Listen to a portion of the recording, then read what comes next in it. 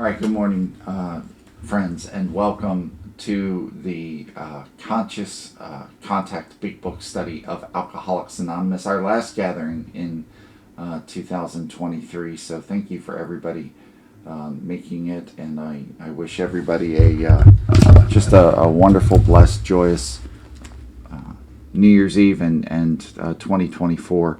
I am an alcoholic. My name is David, and we're going to start off with our friend Linda reading the AA preamble for us. Let me bring that up for you, Linda. Okay, there we go.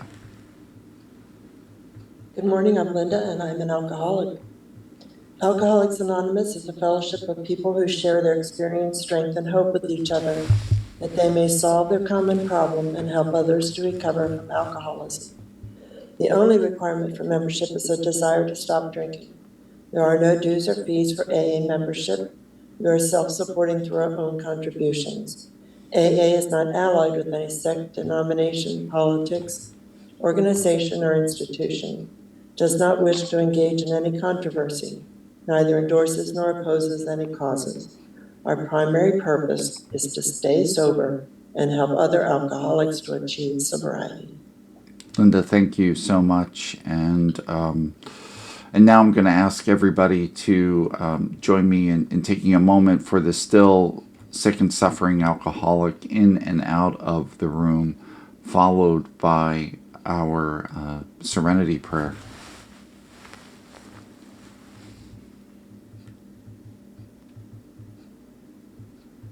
God, grant me the serenity to accept the things I cannot change, the courage to change the things I can, and the wisdom to know the difference. Amen.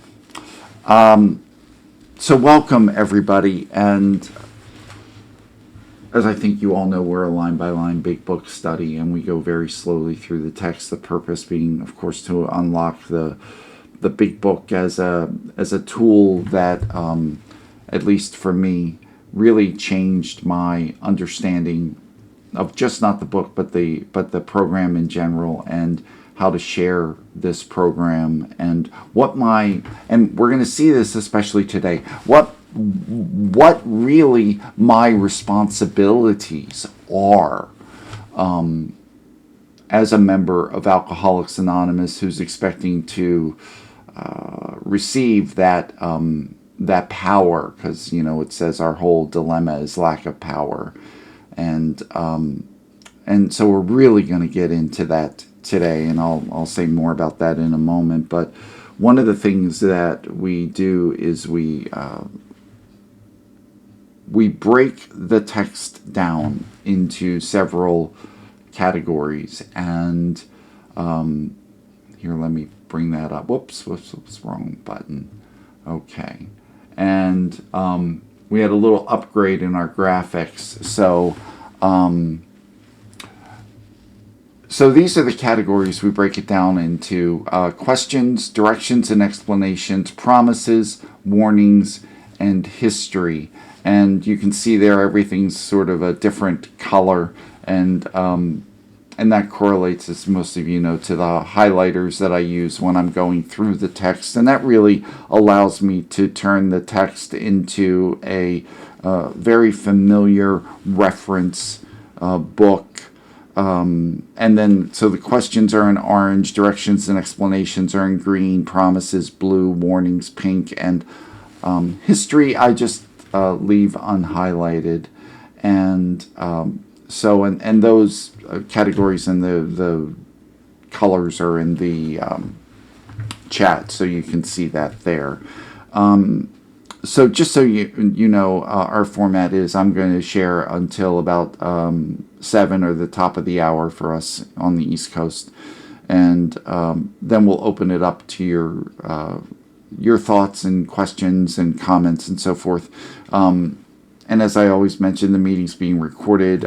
Just my part is, and then we post that on our YouTube channel, so you can follow up if you missed a meeting or you just want to, review something. So it's there, and And as I said today, we are on page 78. We've been talking about the ninth step, amends. Now, one of the things that really jumped out at me today as I was as I was prepping for the meeting today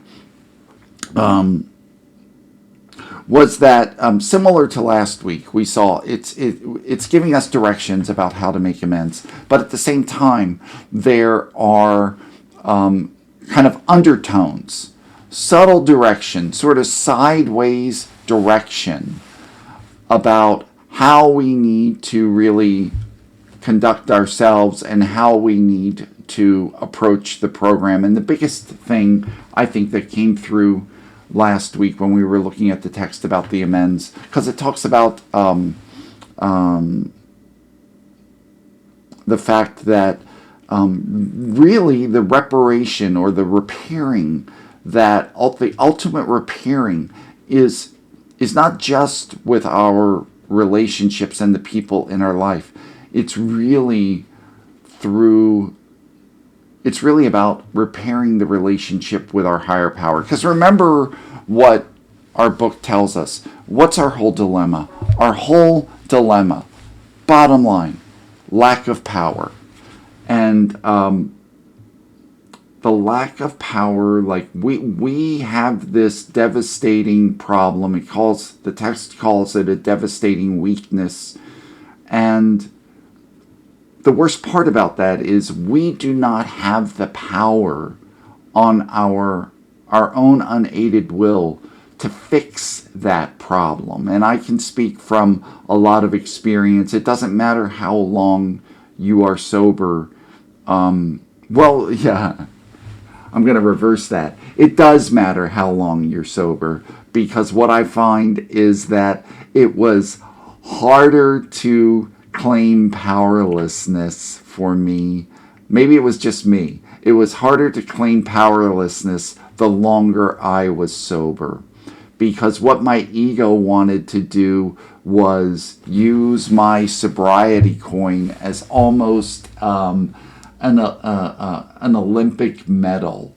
And if you know what I mean, like, look what I've done, look what I've achieved.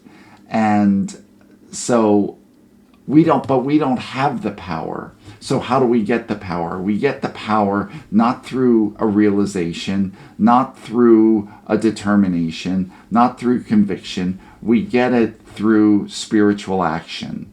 And so what the steps are talking about is a certain type of spiritual action. And what we're seeing also today is more of that. We're definitely getting direction on how to do our amends, or how to go about our amends. And we're seeing some principles underneath that. But the thing that we're really seeing is an underlying principle. I'm going to call it, I want to say unconditional sobriety, but you know what? That's such a sort of a catchphrase and a cliche that you hear it so often, and with so many different kind of motivations behind it, that it's sort of lost its, I don't know, I think it's sort of lost its meaning sometimes. But what we're going to see today is the fact that in order to access the spiritual power we need to stay sober and live our lives, we need to place usefulness ahead of safety. Now, I think about that, safety and comfort, because it talks in our book about how character building loses out in the face of comfort.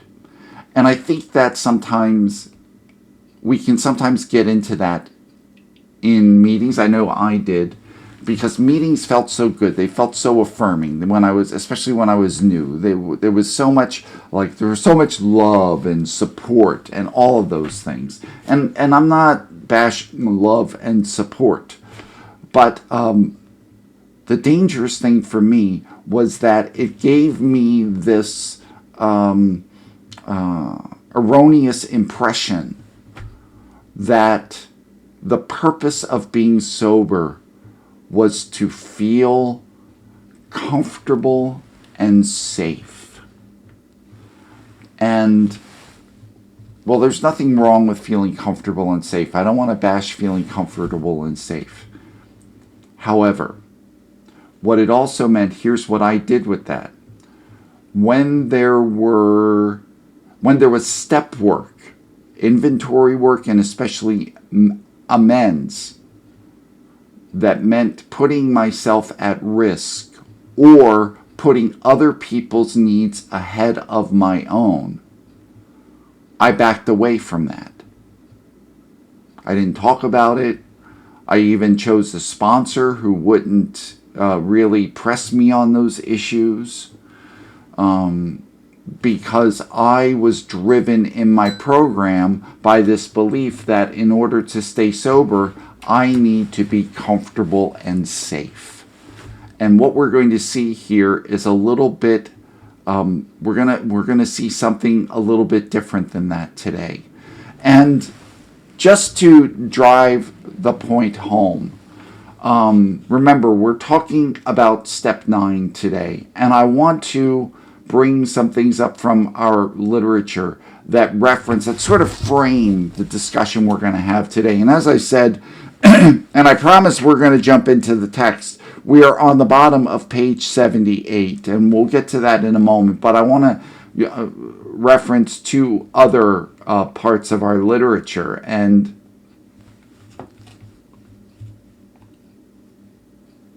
I want to go to step 9 in the 12 and 12. The last lines of step 9. And let's use these 2 sections I'm going to show you as sort of our thematic guidelines as we're reading today. For the readiness to take the full consequences of our past acts and to take responsibility for the well-being of others at the same time is the very spirit of step 9. So again, we're going to be faced with that question today. Well, what if I have a responsibility to your well-being, but what happens? That's great until your well-being conflicts with mine. 99 times out of 100 in my sobriety, guess whose well-being won out? Mine. And what it's saying here is I've got to place the other person's well-being at the front. And let's look at this. So, okay, maybe Bill just had too much caffeine that day when he was writing that. However, let's go back to Bill's story in the big book, page 14 and 15. If an alcoholic failed to perfect and enlarge his spiritual life through work and what? Self-sacrifice for others, he could not survive the certain trials and low spots ahead. And that begs the question, why could he not survive the certain trials and low spots ahead? Because he would not receive, or she would not receive, the needed power from God. Because remember, we can't solve this problem on our own. And so with that in mind, I want to now jump to, let's go to page 78. And we're at the bottom paragraph where it says, perhaps we have committed. And I also categorize this a little differently than I maybe once would. Because I probably made some of this, the whole paragraph is, I put it as green for direction and explanation. There were parts of this that I would have put as warning before. But because it talks about negative consequences. But the consequences aren't, since they're not a result of ignoring, the consequences are a result of our active alcoholism. Not a warning about not working the program properly. So, and in addition, even though it's talking about negative consequences, it's talking about consequences that most of us come into AA with to begin with. So, perhaps we have committed a criminal offense, which might land us in jail if it were known to the authorities. See, this is the kind of stuff that you will sometimes hear in the meetings, but the truth is, most of us don't discuss it, even after a long time sober. And part of the reason for that is, and I don't know about anybody else, but there are parts of my AA story, what got me here, that I will never discuss in a meeting, that will only be heard by my sponsor and my spiritual advisor and my confessor, which that's more part of my religious background. But the real messy, ugly stuff, the illegal stuff, because it's just not appropriate to share in an open meeting. We may be short in our accounts and unable to make good. We have already admitted this in confidence to another person, but we are sure we would be imprisoned or lose our job if it were known. Maybe it's only a petty offense, such as padding the expense account. Most of us have done that sort of thing. Maybe we are divorced and have remarried, but haven't kept up the alimony to number one. She is indignant about it and has a warrant out for our arrest. That's a common form of trouble too. Now, for years, I read that paragraph and said, well, it really doesn't apply to me.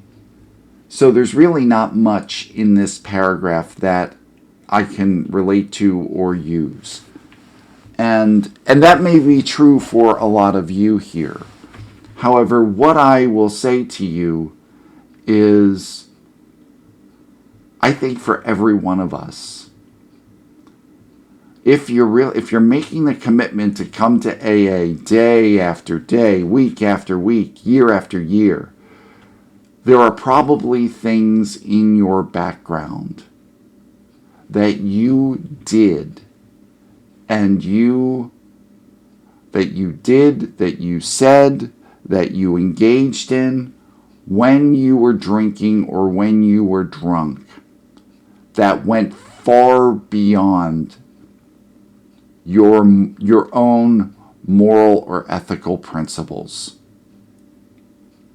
You violated things in a way that shocked and maybe abhorred you. And if you put it that way, I could say absolutely. There were things I thought about long into sobriety that when I recalled them would make me wince. I would go like, oh man, it was just too ugly. And I think that's what it's talking about there. Although these reparations, and just to be sure, I looked up the word reparations, and it means an amendment, a repair. Although these reparations take innumerable forms, there are general principles which we find guiding. And that, by the way, that's explanation. Although the next, the next sentence is a reward or promise, let's say. reminding ourselves that we have decided to go to any length to find a spiritual experience. We ask that we be given the strength and direction to do the right thing, no matter what the person, no matter what the personal consequence may be. So there we see that first hint that, yo gang, your comfort or my comfort and my personal safety is not the ultimate aim of being sober. I can make it the ultimate aim. However, and I can speak from a lot of experience on this one, a lot of painful experience. I can make that the ultimate aim of my sobriety. However, there came a time in my sobriety where I needed a level of spiritual power to meet challenges in my life that had nothing to do with the drink, but I could not summon that spiritual power because I had made my comfort and security and safety the focal point of my sobriety. And I call that a reward, because that sentence, a reward, because reminding ourselves that we have decided to go to any lengths to find a spiritual experience. In my own case, that determination, that conviction, that was a grace from God. That was something that I was powerless over summoning on my own. It was only through God's grace that I was given the conviction to be willing to do that. We may lose, here we go. We may lose our,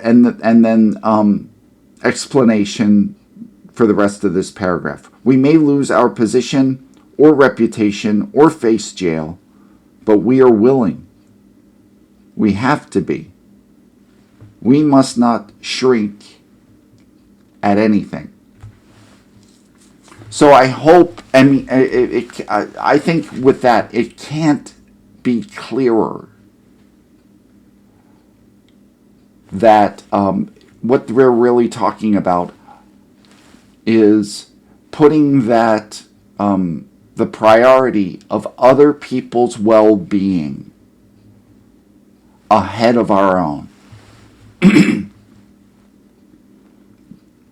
And here's an interesting point, because it goes to it even drives it home even further. Watch this. And this next paragraph, the entire paragraph is direction.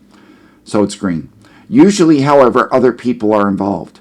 Therefore, we are not to be hasty and foolish martyr who would needlessly sacrifice others to save himself from the alcoholic pit. So what they're talking about is we're not foolhardy about sacrificing ourselves to stay sober.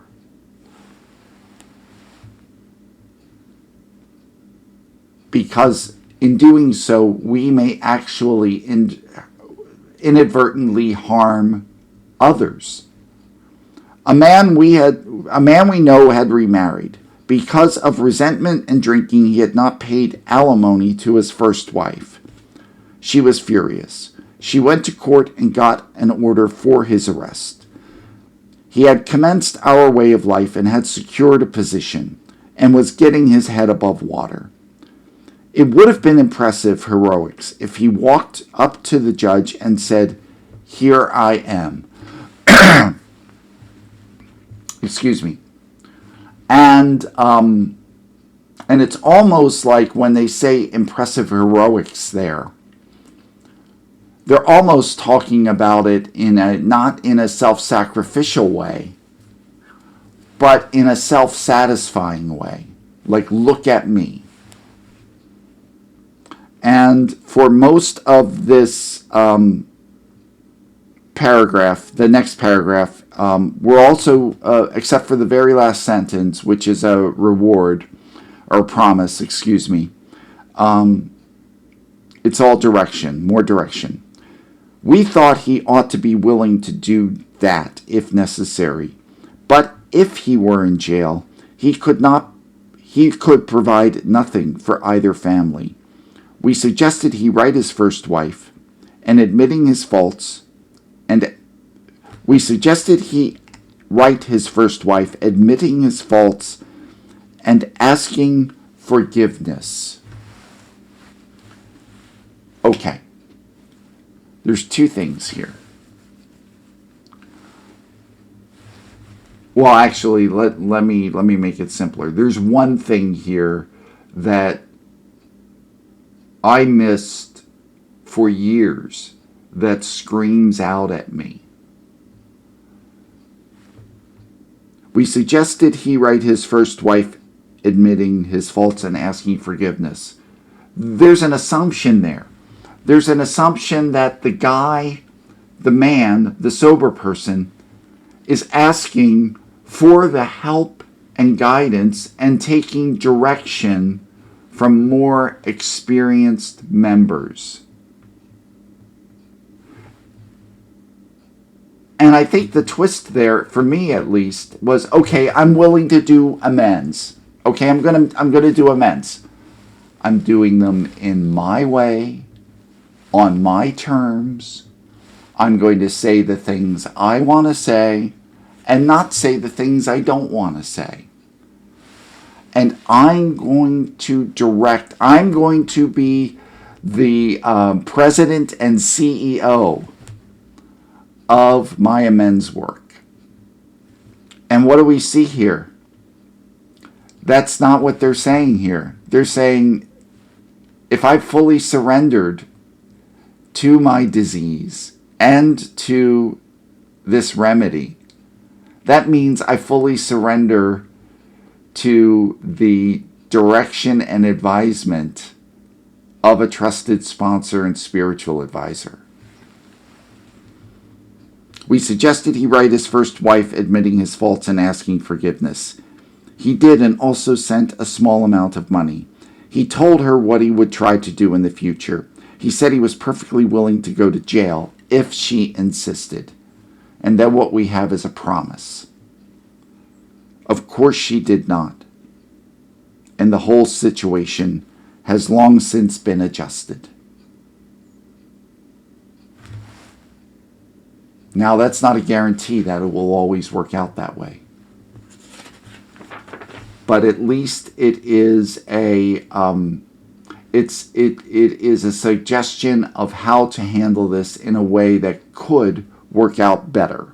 And then let's jump to the next page and get one more paragraph in, and then we'll open it up. And we see one of our familiar words. If this were nobody's gonna. There's like 4 people here who are gonna remember this. I used to see these reruns of Groucho Marx, and he would remember the word of the day, and the little bird would like drop down, and so here comes the word of the day, and we're going to see this. This is one of my favorite words now in the big book. Before taking what kind of action? Drastic action.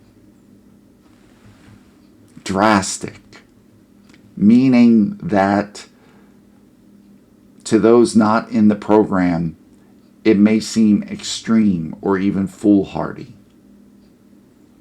Before taking drastic action which might implicate other people, we secure their consent. If we have obtained permission, have consulted with others, asked God to help, and the what kind of step? Drastic step is indicated. We must not shrink.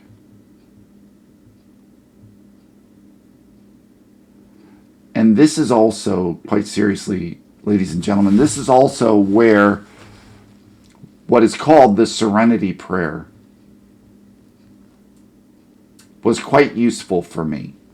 However, what I did was I had a mental block because I thought there was only one part of that prayer for years, which is, give me serenity, give me serenity, give me serenity.